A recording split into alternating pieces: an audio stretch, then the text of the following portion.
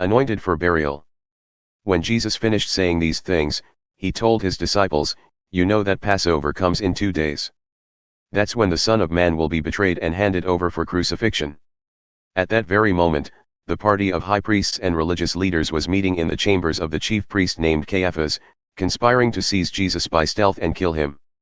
They agreed that it should not be done during Passover week. "We don't want a riot on our hands," they said. When Jesus was at Bethany, a guest of Simon the Leper, a woman came up to him as he was eating dinner and anointed him with a bottle of very expensive perfume. When the disciples saw what was happening, they were furious. "That's criminal. This could have been sold for a lot and the money handed out to the poor." When Jesus realized what was going on, he intervened. "Why are you giving this woman a hard time? She has just done something wonderfully significant for me. You will have the poor with you every day for the rest of your lives, but not me.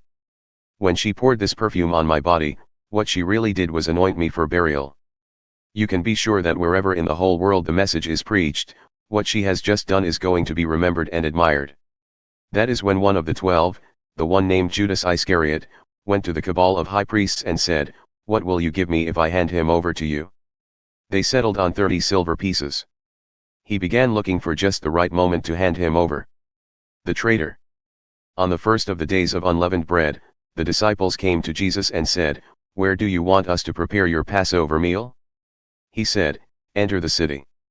Go up to a certain man and say, 'The teacher says, my time is near. I and my disciples plan to celebrate the Passover meal at your house.'" The disciples followed Jesus' instructions to the letter, and prepared the Passover meal. After sunset, he and the 12 were sitting around the table. During the meal, he said, "I have something hard but important to say to you.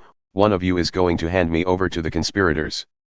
They were stunned, and then began to ask, one after another, "It isn't me, is it, Master?" Jesus answered, "The one who hands me over is someone I eat with daily, one who passes me food at the table."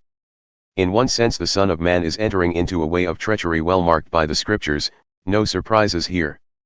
In another sense that man who turns him in, turns traitor to the Son of Man, better never to have been born than do this. Then Judas, already turned traitor, said, "It isn't me, is it, Rabbi?"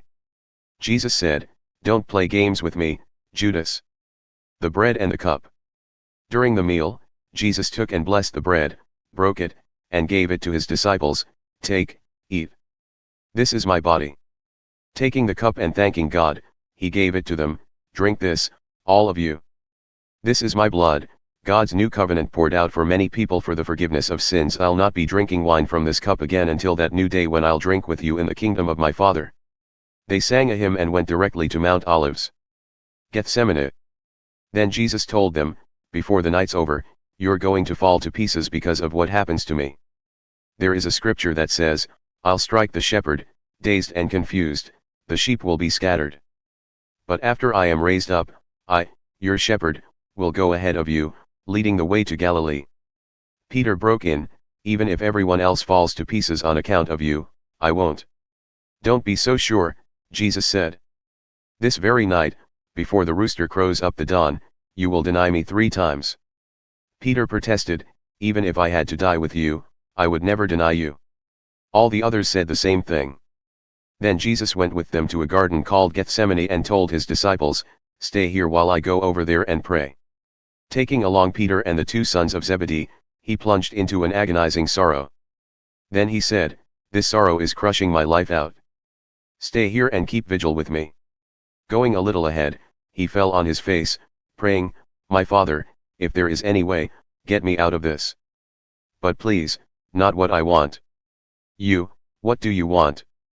When he came back to his disciples, he found them sound asleep. He said to Peter, "Can't you stick it out with me a single hour? Stay alert, be in prayer so you don't wander into temptation without even knowing you're in danger. There is a part of you that is eager, ready for anything in God. But there's another part that's as lazy as an old dog sleeping by the fire." He then left them a second time. Again he prayed, "My Father, if there is no other way than this, drinking this cup to the dregs, I'm ready. Do it your way."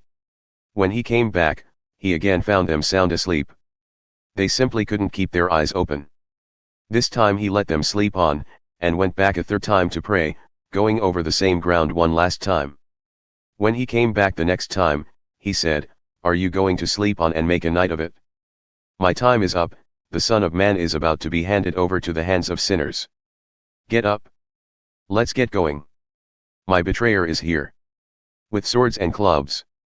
The words were barely out of his mouth when Judas, the one from the 12, showed up, and with him a gang from the high priests and religious leaders brandishing swords and clubs. The betrayer had worked out a sign with them, "The one I kiss, that's the one, seize him." He went straight to Jesus, greeted him, "How are you, Rabbi?" and kissed him. Jesus said, "Friend, why this charade?" Then they came on him, grabbed him, and roughed him up. One of those with Jesus pulled his sword and, taking a swing at the chief priest's servant, cut off his ear. Jesus said, "Put your sword back where it belongs. All who use swords are destroyed by swords.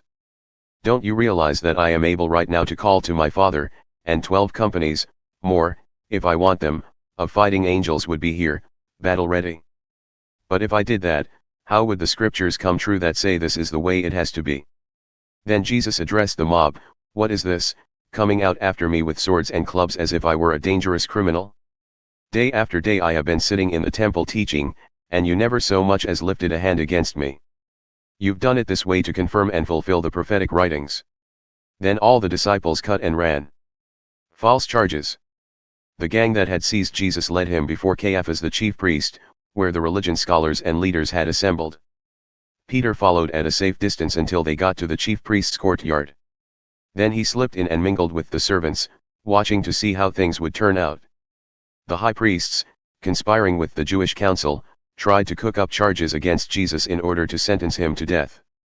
But even though many stepped up, making up one false accusation after another, nothing was believable. Finally 2 men came forward with this. He said, "I can tear down this temple of God and after 3 days rebuild it." The chief priests stood up and said, "What do you have to say to the accusation?"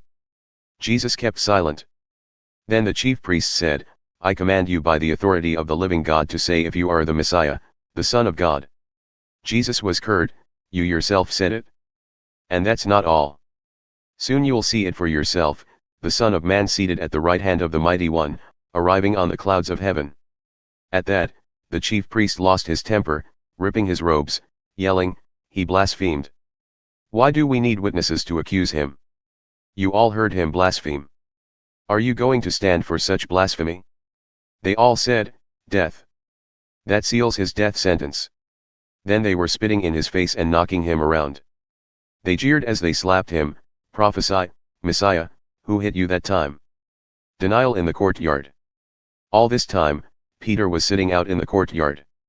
One servant girl came up to him and said, "You were with Jesus the Galilean."